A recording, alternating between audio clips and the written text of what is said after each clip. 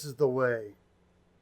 That's right, people. If you're as much as a Mandalorian fan as I am, the new show is not only amazing, the costumes are great. And when watching this show, I saw in the background this different looking Mando, and it turned out to be the Mandalorian Heavy Infantry. Super excited about it. My friend Jake Shepherd Creations reached out to me and said, "Hey, have you seen that show?" I said, "Yes, I really want to make that helmet." He goes, "Hey, let me 3D print this for you." So what's cool about this is not only designed this and 3D printed this for me, it's also available in his shop. So you guys will have links for that below the video. Today, we're going to do some sanding, which is normally not my favorite thing to do, but I love this helmet so much I want to get started on this. So what we're going to do today is take this beautiful 3D printed Mando helmet and do some cleanup sanding and additional pieces that go on the side. Ooh, I see a lot of sanding in my future. So if you guys are ready, let's get started. This looks great. Like I said, the sanding is not as bad as I thought it would be. There's a lot of flashing underneath. We're gonna hit that first. Yeah, this is really clean. It's just crazy. And of course, we'll add a detail. He put in my name, Evil Ted, and over here, Shepherd Creations. So when I sand, my plan is I'm going to sand this all down, and it'll really show up with the paint job. Once you get this all painted, all this stuff will really pop. I love it. I'm so glad he did this. It's super cool. So what I'm going to start with first is that the edges where these pieces sit, you can see where they almost line up. They almost drop in, but there's a lot of, the grooves inside here look pretty clean. But there's a lot of flashing on this part. So we're going to start with this. Tell you what, I have my 80 grit sanding stick right here. So while I have it out right now, there's some flashing on here. I'm just going to hit that, which is easy to clean up with the sanding stick.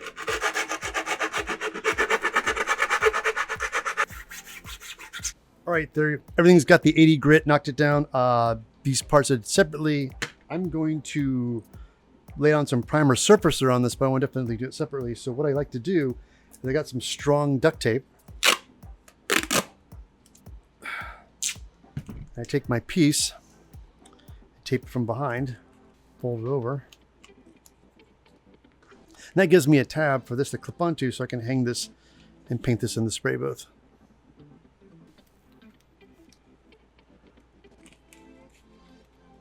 Got that? All right. Let's take these parts to the spray booth.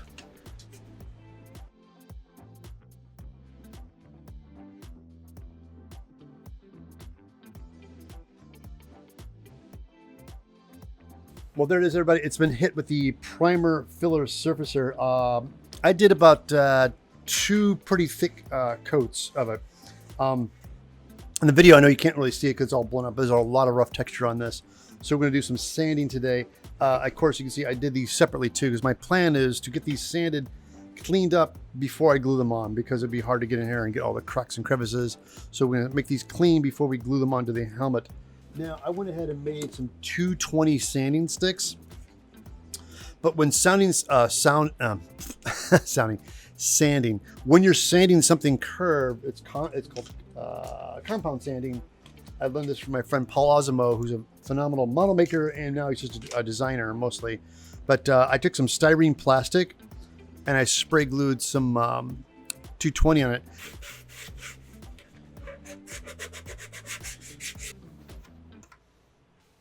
This looks great. Got the majority of the sanding on this helmet. I'm going to go ahead and set this aside.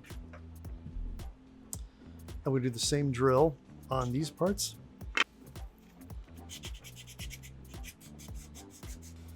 Okay, everything's been officially sanded down, and our next step is I'm going to take some alcohol and a paper towel. We're going to wipe everything down, and we're going to proceed to hit another coat of the primer surfacer on it. Because once I wipe it down with alcohol, I'm going to do my best not to touch it with my oily fingers. So, just a good basic painting rule. This also does 2 things. It gets the remaining oils off the part, but also any oily, because you've been sanding with I was sanding with my bare hand, so a lot of oils and stuff can get in here. So I want to make sure I get all that off first before I put another coat of sandable primer on here. Here it is. At the 220 sanding, everything's really good. We hit it one more time, one more pass with 220, hit some spots, we started with the helmet before, but let's start with these pieces since they're smaller.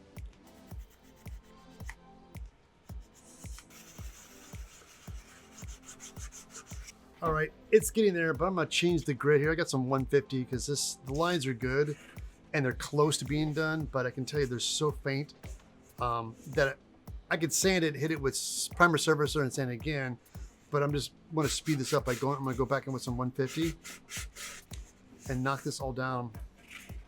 Here it is, my beautiful Mandalorian helmet from my friend Shepherd of Creations. What we did last time, I did 150 on it, mostly on the top. Everything else looked great. I did 150 grit sandpaper on the top, hit it again with primer surfacer, sand it down with 220 again, and then coated it with primer surfacer again. So hopefully this will be my last pass on this. So I went ahead this time around, instead of using plastic, I took some scrap foam and spray glued some 220 on there from my sanding box because they'll curve just a little bit, enough I think. So we're gonna sand it again. So any imperfections or deviations I find at this point, I'm gonna start filling with spot putty because I'm really done with sanding. So both these parts came out great. They're really smooth. And so they're gonna do, I mean, they're pretty nice. I'm gonna just go, I can see a little bit of grow line, but not that bad. So we're gonna just do one more pass with sanding on this and we'll be good. So let's start with the top of this helmet and my 220 sanding paper with foam. These guys look great. The helmet looks, focus, there we go. The helmet looks great. Our next step is we're going to do some wet sanding. I'm gonna get some 400 grit sandpaper. But when wet sanding, I always just like to do it in the sink. So I just get all prepped up and just wet sand it in the sink. So I'm gonna take these guys to the sink. Well, there it is. Took this under the sink with the 220 sanding paper sponge. These things are awesome. Went through it, and as I was sanding, it just got super glassy smooth, and it looks beautiful. I went ahead and did all the parts, and we wet sand them. So I'm happy to say that we're going to move on to paint, but before we do that, there's a lot of residue and stuff. I just wet sand them and pulled them out of the sink. So I'm going to go ahead and get some gloves on and got some alcohol. We're going to take some paper towels and just wipe off any kind of oily residue that would be on this helmet. Magic trick. You ready? 1, 2, 3. Ta-da! Okay. Yeah, look. Oh my God, this looks so good.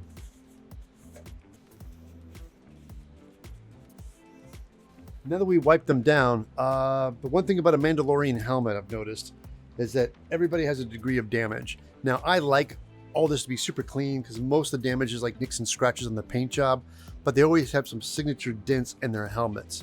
I went in with a pencil mark, and now I'm realizing I want to make this guy a little lower. Let's do that.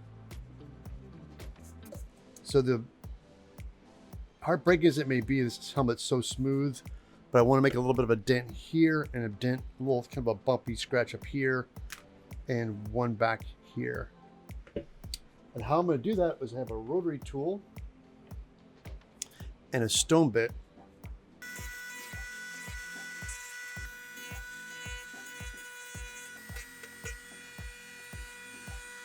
Now, I went online studying the history of colors and what these colors mean. There's different things for vengeance and revenge and all different color schemes. And I'm going to go with red and yellow for my Mando. And the primary part of it, it's going to be red. And this is going to be yellow. The recess is going to be yellow. What do we want to paint first? I always find when you're painting, it's always best to start with the lightest color first, which means I would have to paint the yellow first. We paint this yellow, let it dry, and then I would mask this off and then paint the rest red. All right, our next thing we're gonna do is paint this yellow. I don't want the yellow to go everywhere, so I'm just gonna mask off just the area. Like that.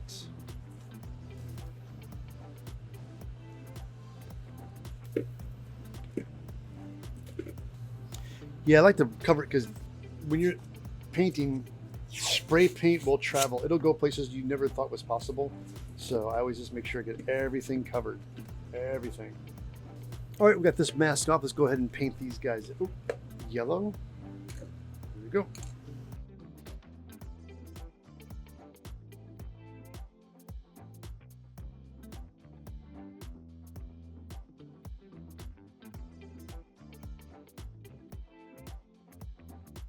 All right, there it is. It's been 8 hours later. Let's go ahead and do some demasking.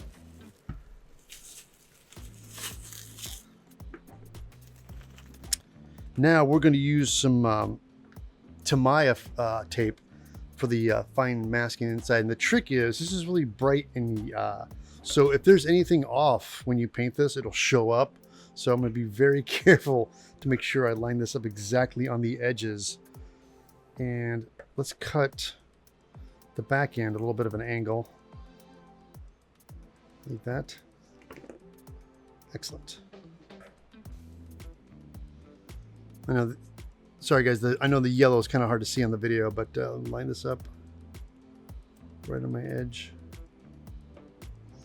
But sometimes you'll find it difficult to get in a corner, so I always take a little bit of the tape and I stick it to the X-Acto blade.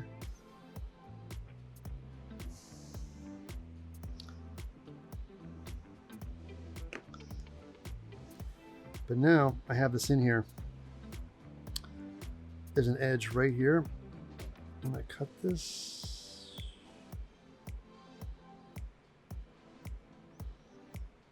And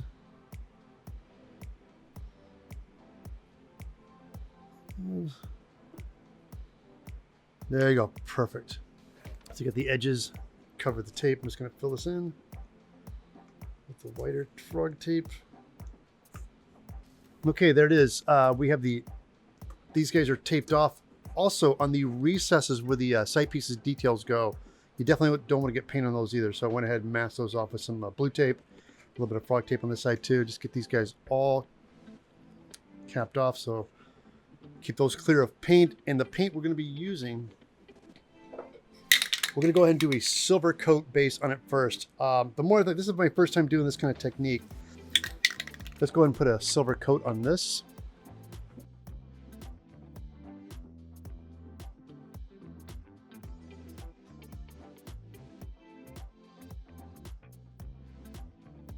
Okay, the silver paint is dry, well, dry enough to handle. I'm going to do some weathering on it, and the weather I'm going to use to cover the silver is toothpaste. I find I'm going to head, this is my first time doing it with toothpaste.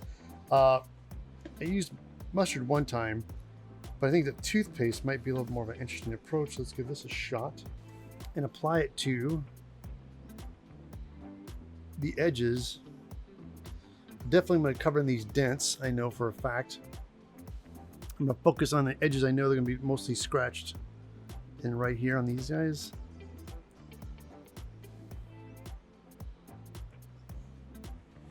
All right, I got all the spots. I'm really happy with it. Less is more. I just did most of the edges I think are going to show up. Take our red Rust-Oleum 2X to the spray booth.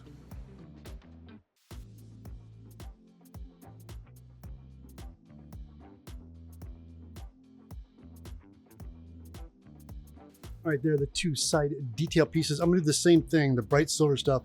I went ahead and masked off, and I went in with some toothpaste, and I'm doing the edges on this as well. These guys, I'm not gonna paint red. I'm gonna paint them a dark metallic.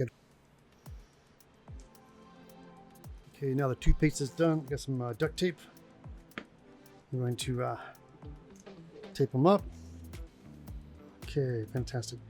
Take these guys to the spray booth.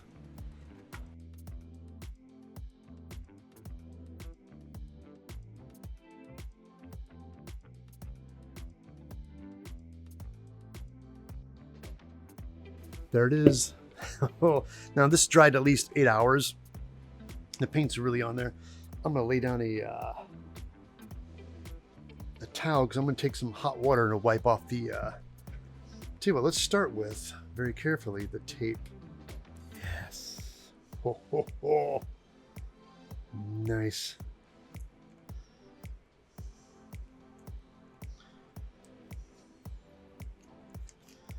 Wow. Yeah, there you go. Good, it's coming off.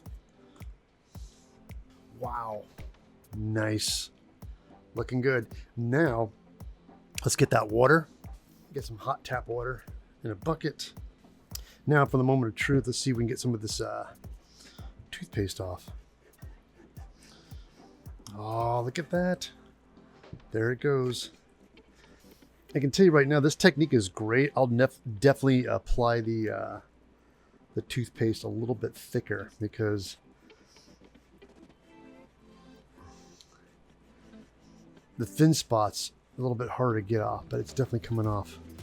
Well, I tell you what, I ended up taking this to the sink in the kitchen and running hot water under it and a sponge, and it made a big difference.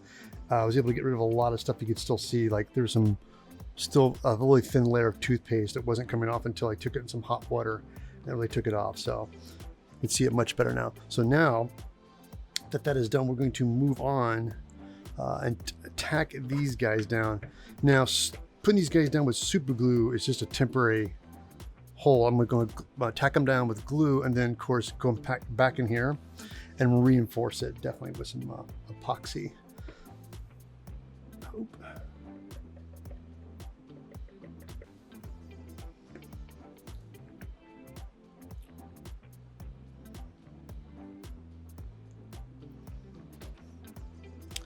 Got it lined up. And I got my kicker bottle, a little dab. Oop, there you go. All right, that's on. Other side, do a little test fit.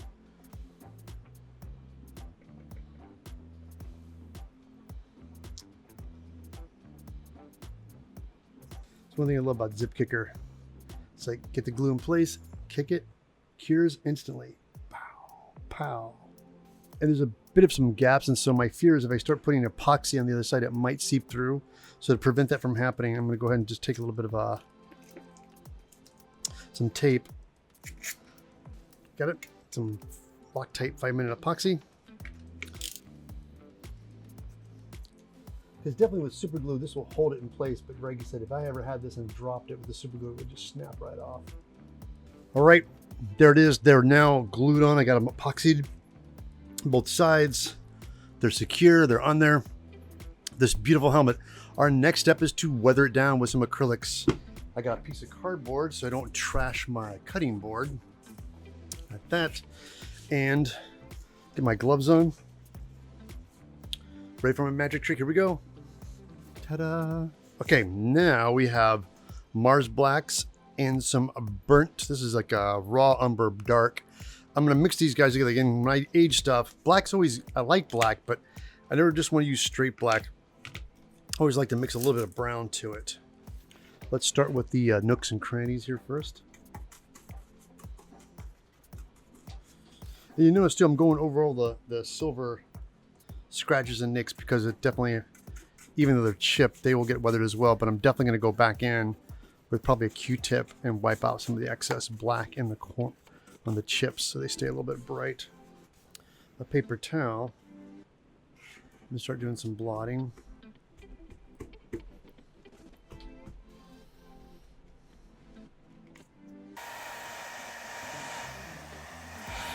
This is amazing.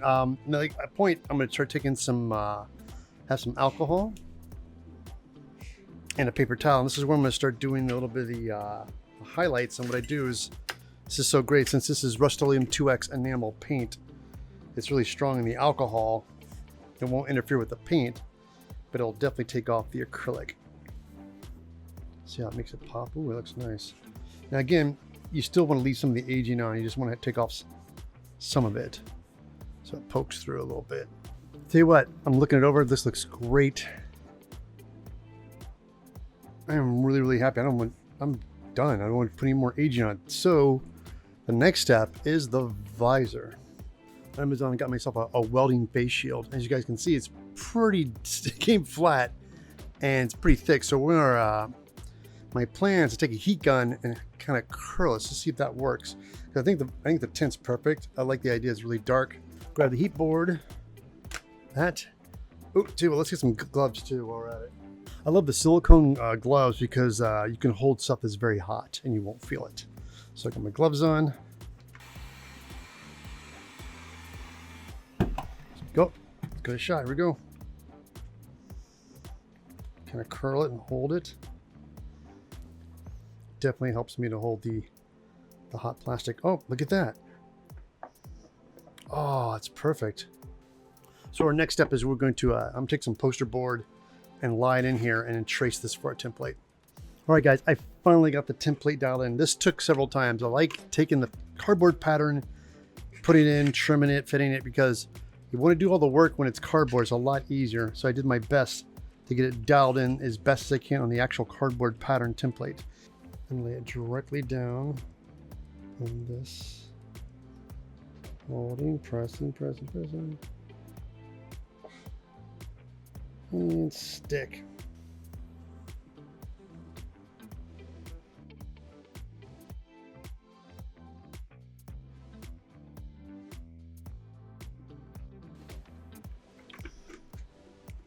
Pow.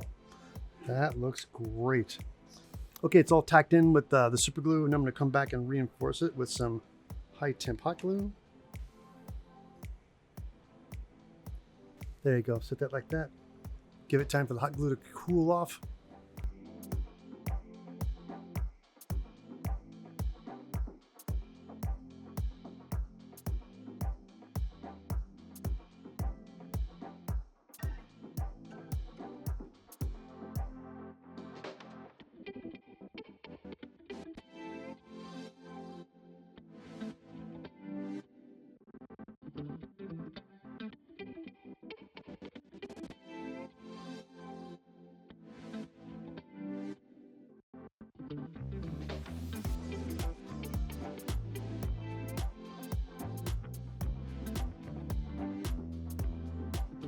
This is the way.